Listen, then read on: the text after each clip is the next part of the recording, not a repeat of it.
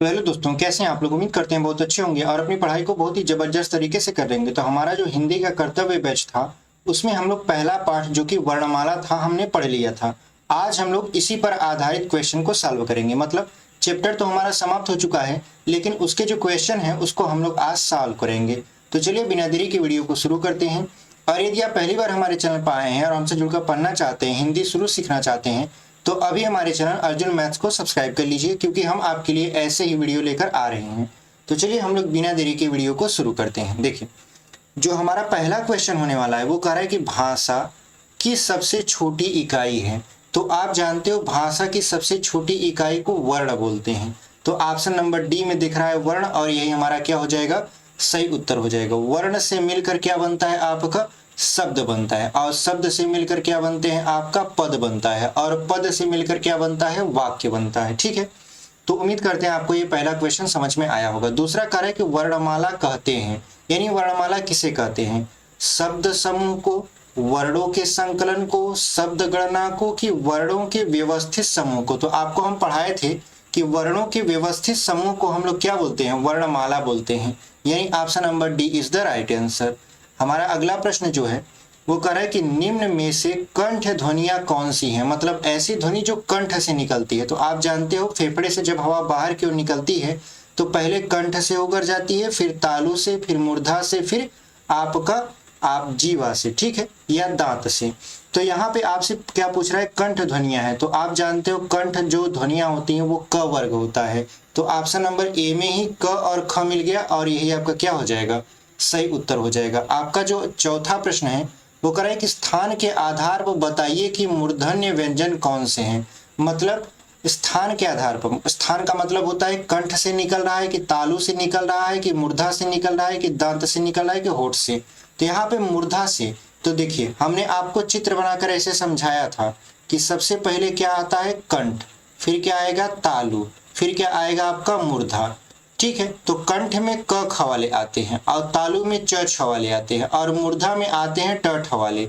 यानी जो मूर्धा हमसे पूछ रहा है ट वर्ग होगा। तो ट वर्ग का आपको कौन सा दिख रहा है, ऑप्शन नंबर सी में दिख रहा है ड और ढ, जो कि ट वर्ग की ही है। तो ऑप्शन नंबर आपका सी क्या हो जाएगा, सही उत्तर हो जाएगा। तो चलिए बढ़ते हैं अपने अगले प्रश्न पर। अगला जो हमारा प्रश्न है वो कह रहा है कि हिंदी शब्दकोश में जो छ का क्रम होता है वह किस वर्ण के बाद आता है। तो जो छ होता है वो किससे मिलकर बना होता है, क और आपका ख से मिलकर बना होता है। तो क्या कह रहा है कि छ का क्रम किस वर्ण के बाद आता है, तो ये आता है क वर्ण के बाद। ठीक है, किस वर्ण के बाद आएगा, क वर्ण के बाद। तो यहाँ पर ऑप्शन नंबर आपका जो ए है वही क्या हो जाएगा, सही उत्तर हो जाएगा। अगला है वर्णमाला में स्पर्श व्यंजनों की संख्या कितनी होती है। तो आप जानते हो कि स्पर्श व्यंजन 5 होते हैं। कौन, क, च, ट, त और प। इन सभी पर वर्ग लगा दें, यानी क वर्ग, च वर्ग, ट वर्ग, त वर्ग और प वर्ग। आप जानते हो कि सभी में कितने कितने मेंबर होते हैं, 5 5। तो आप सभी में 5 5 मेंबर को अगर गिनो तो 5 5 कितना हो जाएगा, कुल मिला जुलाकर 25 हो जाएगा। तो वर्णमाला में स्पर्श व्यंजनों की जो संख्या होती है वो 25 होती है। तो ऑप्शन नंबर ए दिख रहे हैं हमारा 25 दिया है, और वही आपका क्या हो जाएगा, सही उत्तर हो जाएगा। तो चलिए बढ़ते हैं आगे। अगला जो आपका क्वेश्चन है कह रहा है कि स्वर जो ए ऐ का उच्चारण स्थान कौन सा है। तो जब आप ए ऐ का उच्चारण स्थान पढ़ोगे तो कंठ और तालु से मिलकर उच्चारण बनता है किसका, ए और ऐ का। तो ऑप्शन नंबर सी में देख रहे हैं कंठ तालव्य दिया है, और वही आपका क्या हो जाएगा, सही उत्तर हो जाएगा। अगला जो क्वेश्चन है कह रहा है कि इनमें से कौन सी देवनागरी लिपि का वर्ण नहीं है। यानी देवनागरी लिपि का वर्ण कौन सा नहीं है। 4 ऑप्शन है आपके पास, ग्रीवा ध्वनि, मूर्धा ध्वनि, कंठ ध्वनि और दंत्योष्ठ ध्वनि। तो अगर आप ध्यान से सुनो तो आप वर्णमाला में मूर्धा भी पढ़े हो, कंठ भी पढ़े हो, दंत ओष्ठ भी पढ़े हो, लेकिन आपने ग्रीवा ध्वनि का नाम नहीं सुना होगा। ग्रीवा का मतलब होता है गर्दन। क्या ध्वनि गर्दन से निकलती है, नहीं, या तो वो कंठ से निकलेगी, तालु को स्पर्श करते हुए हवा जाएगी, मूर्धा से, दांत से, फिर होठ से, इनकी मदद से ध्वनियां निकलती हैं। तो जो ग्रीवा ध्वनि है वही आपका क्या हो जाएगा, सही उत्तर हो जाएगा। मतलब ये आपका देवनागरी लिपि का वर्ण ध्वनि नहीं है, ग्रीवा ध्वनि। ठीक है, चलिए बढ़ते हैं आगे। अगला जो आपका क्वेश्चन है कह रहा है कि किस ध्वनि का उच्चारण स्थान तालव्य है। तो तालु से किस ध्वनि का उच्चारण स्थान निकलता है? तो पहले कंठ आता है फिर तालु आता है, मतलब पहले क आएगा फिर च वर्ग आएगा। तो च में जानते हैं कि कंठ तालु, उसके बाद क्या होता है? मूर्धा होता है, फिर दंत्योष्ठ होता है। तो तालु में आप देख रहे हो कि तालु में झ जो है आपका वो तालु वर्ग से संबंध रखता है, क्योंकि पहले क्या आता है अगर हम ऐसे चित्र बताएं तो पहले आता है कंठ, फिर आता है आपका तालु, फिर आता है आपका मूर्धा, फिर आता है आपका क्या? दंत, उसके बाद फिर आता है ओष्ठ। ठीक है, तो अगर आप देखो तो पूछ रहा है किस ध्वनि का उच्चारण स्थान तालव्य है? तालव्य के मतलब तालु से होता है। तो इसमें आता है क वर्ग, इसमें आता है च वर्ग, इसमें आता है ट, और इसमें आता है आपका त, और इसमें आता है क्या? इसमें आता है आपका प वर्ग। ठीक है, तो आप ध्यान से देखो तो हमसे तालु वाला पूछ रहा है, तो कंठ तालु, तालु का मतलब च वर्ग है, और च वर्ग में आप जानते हो झ आता है। इसका मतलब ये है कि option number B is the right answer. 10वां देख लेते, कह रहा है स ख स ह कौन से व्यंजन कहलाते हैं? तो देखिए जब स ख स ह बोल रहे हो तो ये आपका जो जीव है आपका वो हवा के साथ घर्षण करते हुए बाहर की तरफ क्या कर रहा है? उच्चारण कर रहा है स ख स ह का। इसका मतलब ये है कि इसमें हवा का घर्षण हो रहा है, तो घर्षण हो रहा है तो ये क्या हो जाएगा? पहला दिया है प्रकंपी, दूसरा दिया है स्पर्शी, तीसरा दिया है संघर्षी, और चौथा दिया है स्पर्श संघर्षी। ये संघर्षी होता है, मतलब इसमें हवा का क्या होता है? घर्षण होता है, जिसकी वजह से क्या करता है? ये सख सह का उच्चारण हमारे जीवा द्वारा हो पाता है। अगर ये संघर्षी ना होता तो इसका उच्चारण ही ना हो पाता। चलिए बढ़ते हैं अगले क्वेश्चन में। अगला जो क्वेश्चन है हमारा वो कह रहा है कि हिंदी वर्णमाला में अयोगवाह वर्ण कौन से हैं? तो आप जानते हो हिंदी वर्णमाला में अयोगवाह जो होते हैं अंग और अह होते हैं।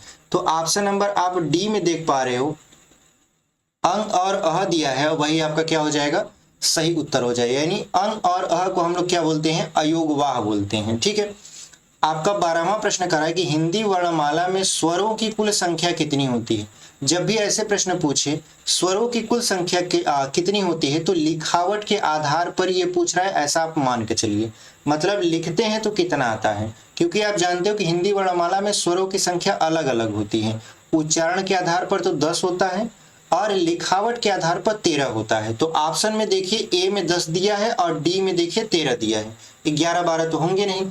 तो अगर आप ध्यान से देखो तो आप अगर 10 टिक करके चले जाओगे तो गलती कर देगा, क्योंकि जब आपसे पूछेगा उच्चारण के आधार पर बताइए तब आप 10 को टिक करिएगा। लेकिन अगर नॉर्मली पूछे कि हिंदी वर्णमाला में स्वरों की कुल संख्या कितनी होती है तो आपका उत्तर होना चाहिए 13। ठीक है, यानी लिखावट के आधार पर ये काउंट करता है।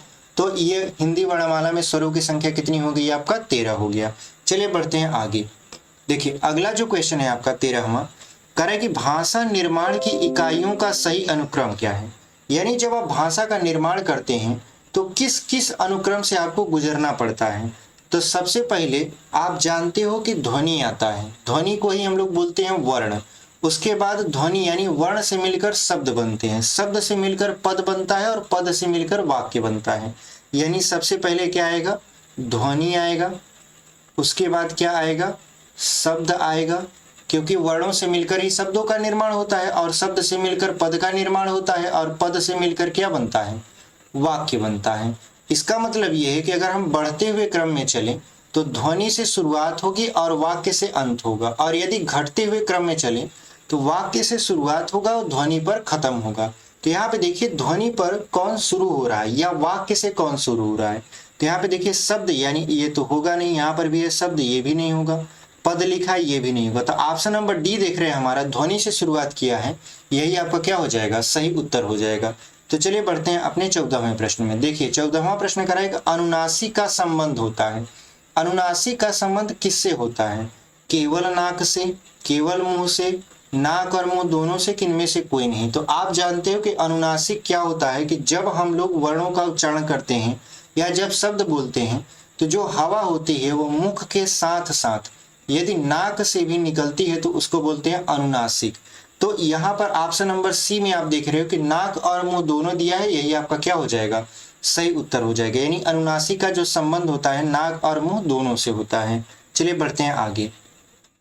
अगला जो क्वेश्चन है कह रहा है कि उष्म व्यंजन कौन सा है? उष्म व्यंजन कौन सा है?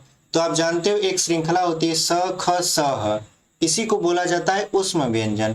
यानी ये जो स ख स और ह होती है, इसको क्या बोला जाता है? इसको बोला जाता है ऊष्म व्यंजन। ठीक है।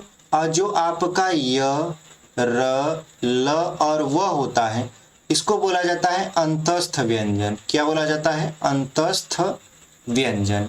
ठीक है। तो हमसे क्या पूछ रहा था? ऊष्म व्यंजन, यानी स ख स ह में से कोई एक ऑप्शन होगा। तो हम देख रहे हैं ऑप्शन नंबर ए में ह दिया है, बी में ल दिया है, आपका सी में म दिया है और डी में ज दिया है। तो यहाँ पे ऑप्शन नंबर ए जो है ह, वही आपका क्या हो जाएगा? सही उत्तर हो जाएगा। यानी जो है वही आपका क्या है? ऊष्म व्यंजन है। यहाँ पर देखिए लिखा है निम्न में दंत वर्ण कौन सा है, यानी ऐसा वर्ण कौन सा है जिसका उच्चारण दांत से होता है? तो दांत से स का उच्चारण होता है, क्योंकि आप जानते हो प का उच्चारण होठ से होता है, ट का उच्चारण मूर्धा से होता है, ह का उच्चारण आप जानते हो कि जब ह बोलते हैं तो कंठ से होता है। ठीक है। कंठ और आपका हवा दोनों मिलकर, तो तीनों में से तो कोई तो होगा नहीं, कौन सा होगा? तब एक ही ऑप्शन बचा आपका, ऑप्शन नंबर ए स, वही आपका क्या हो जाएगा? सही उत्तर हो जाएगा। तो चलिए बढ़ते हैं अपने अगले प्रश्न में। अगला जो हमारा प्रश्न है, कह रहा है कि वर्ण तालिका के अनुसार ह्रस्व, दीर्घ और प्लुत क्या है? आपको हमने वर्णमाला में पढ़ाया है कि ह्रस्व स्वर किसे कहते हैं, दीर्घ स्वर किसे कहते हैं और प्लुत स्वर क्या होता है। तो ये आप देखो कि ह्रस्व के बाद क्या आता है? स्वर। इसका मतलब ये है कि ये स्वर ही है। तो ऑप्शन नंबर ए में देख रहे हैं हमारा स्वर दिया है और यही आपका क्या हो जाएगा?